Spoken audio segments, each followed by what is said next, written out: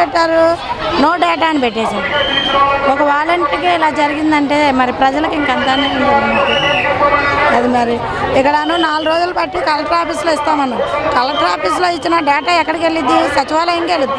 అదేదో సచివాలయంలో అడ్మిన్లో అయినా అక్కడ చేస్తే ఏ ఏరియాకి ఆ ఏరియా అడ్మిన్లు పరిష్కారం చేస్తారు కదా.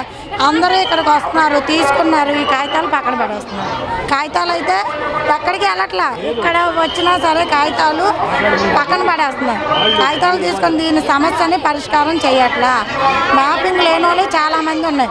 మ్యాపింగ్ ఉన్న వాళ్ళకి పడట్లే, మ్యాపింగ్లో ఉన్న వాళ్ళకి పడలే, మ్యాపింగ్లో లేని వాళ్ళకి పడలే.